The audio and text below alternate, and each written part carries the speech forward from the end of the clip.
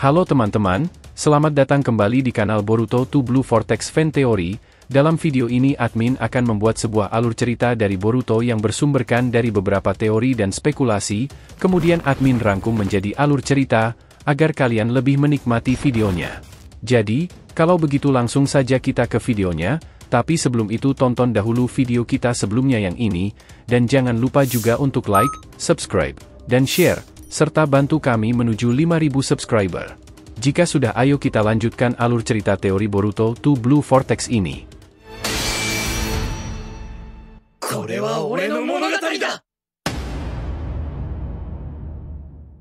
Peringatan, ini adalah hanya fan teori, dan jadikan sebagai video hiburan di waktu senggang. Boruto episode 296 bagian ke-69, Bijudama versus Bijudama. Adegan berlanjut ketika Jura tiba-tiba melancarkan serangan baru menggunakan teknik elemen tanahnya, namun kali ini, Himawari berhasil menghancurkan serangan tersebut dengan pukulan tangannya. Keberhasilan Himawari ini membuat Jura terkejut, dan dia menyadari bahwa kekuatan dari cakra ekor 9 benar-benar luar biasa. Dengan mengakui kekuatan lawannya, Jura menyatakan bahwa saatnya dia mulai serius. "Oh, jadi ini kekuatan dari si ekor 9 tersebut," ujar Jura, terkesan. "Aku pikir aku harus mulai untuk serius." Himawari, sambil menahan nafasnya, menyadari bahwa pertarungan mereka semakin serius. "Ini hanya awalan saja," sahutnya dengan percaya diri. "Jangan sampai kau lukai teman-temanku." Himawari memang sudah terkenal telah menunjukkan kekuatan murni yang mengejutkan. Dia mampu melontarkan sejumlah besar logam bekas ke udara dengan satu pukulan dan melompat dengan jarak yang cukup jauh ke udara. Sebelum era 2 Blue Vortex, dia juga bisa bergerak terlalu cepat sehingga Boruto kesulitan mengikutinya. Himawari merasa semakin percaya diri saat merasakan dukungan cakra dari Mini Kurama. Meskipun Mini Kurama belum mampu memberikan asupan cakra sebanyak saat berada dalam bentuk prime-nya, keberadaan Biju tetaplah Biju, sehingga cakranya sangat melimpah. "Kekuatan ini sungguh luar biasa, terima kasih. Aku merasa mampu mengimbangi lawanku," ujar Himawari, ekspresi wajahnya penuh semangat. "Kau sudah menunjukkan potensimu, Himawari.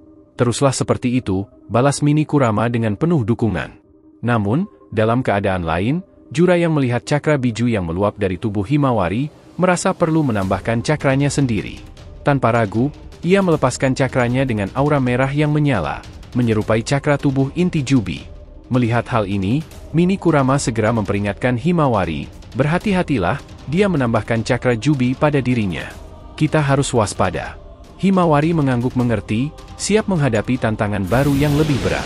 Admin juga memprediksi bahwa Himawari berpotensi untuk memperoleh akses ke kekuatan yang sebanding dengan Naruto dan memiliki cadangan cakra yang besar, yang pastinya akan sangat membantu Himawari dalam menghadapi lawan sehebat Jura. Ketika Jura melancarkan serangan cepatnya, mencoba memukul Himawari, beruntung Himawari mampu mengaktifkan Byakugannya, memungkinkan dia untuk dengan mudah menghindari serangan tersebut. Himawari lalu mencoba membalas serangan Jura dengan menggunakan Juken, yang diperkuat oleh cakra Kurama. Meskipun pukulan itu terlihat kuat, Jura dengan refleks cepatnya berhasil menghindarinya dan menyadari bahwa pukulan tersebut merupakan ancaman yang harus diwaspadai. "Pukulan itu berbahaya jika mengenalku, aku harus mewaspadainya," ujar Jura dengan nada serius, menyadari potensi bahaya dari serangan Himawari. Pertarungan antara Jura dan Himawari terus meningkat dalam intensitasnya, menjanjikan pertarungan yang menegangkan. Di sisi lain medan pertempuran, Shikadai, Inojin, dan Chocho berdiri tegak di hadapan Hidari, si musuh yang aneh dan kuat. Tantangan ini memunculkan ketegangan di antara mereka, tetapi tidak menghentikan semangat mereka untuk melawan. Shikadai mempertimbangkan situasi dengan bijaksana, "Kita harus tetap tenang dan menjaga situasi agar tidak mengganggu Himawari. Mungkin yang terbaik adalah kita membiarkan dia berhadapan langsung dengan lawan utama karena sekarang dia Jinchuriki ekor 9. Barangkali dia mampu menyaingi kekuatan musuh. Tugas kita adalah mengamati dan melindungi Himawari, tetapi jika situasinya berbahaya, kita harus bertindak cepat untuk menyelamatkannya dan melarikan diri dari sini." Inojin mengangkat kekhawatiran, apakah tidak terlalu beresiko bagi Himawari? Dia belum pernah berada dalam pertarungan langsung seperti ini sebelumnya. Shikadai mencoba menenangkan mereka, "Kita tidak punya pilihan lain. Aku yakin ekor 9 yang ada di dalam dirinya akan melindunginya. Mari kita percayakan padanya untuk saat ini dan fokus pada musuh di depan kita." Chocho menambahkan, Tapi kita harus tetap waspada dan tidak tergesa-gesa dalam bertindak. Sementara itu, Hidari mendengar percakapan mereka dan merasa diabaikan. Apa yang sedang kalian bicarakan? Mengabaikanku. Tanpa ragu, Shikadai segera menggunakan teknik bayangannya untuk membatasi gerakan Hidari, menegaskan bahwa mereka tetap fokus pada pertempuran yang sedang berlangsung. Di sisi lain Konoha, kehadiran Amado menimbulkan pertanyaan-pertanyaan baru yang menggelitik pikirannya. Mereka itu, apakah mereka berasal dari Jubi? Tanyanya, mengisyaratkan rasa ingin tahunya terhadap musuh-musuh yang muncul. Terkejut dengan dampak pukulan yang diterima Kawaki dari Jura, dia mencermati situasi dengan seksama, mencoba memahami sifat dan asal-usul lawan mereka. Dalam pertimbangannya, dia merenung, "Kot itu, apakah ini akibat pasukan Sumeakanya? Aku berasumsi ini merupakan anomali karena Kot menggunakan Shinjutsu untuk membuat mereka, tapi kukira itu bukan masalah berarti. Ternyata mereka butuh waktu 3 tahun untuk berevolusi. Musuh kali ini memang sangat berbahaya, tidak bisa diremehkan. Kekuatan Jubi yang memiliki kecerdasan bisa setara dengan Otsutsuki." Setelah mengamati sebentar, Amado dengan cepat menyadari urgensi untuk bertindak. Sambil sibuk mengotak-atik komputernya, dia berbicara, "Aku harus melindungi Kawaki, agar rencanaku tidak gagal." Dalam momen ini, peran strategis Amado mulai terungkap, bersama dengan tekadnya untuk membuat Kawaki semakin tangguh melalui teknologi yang diciptakannya.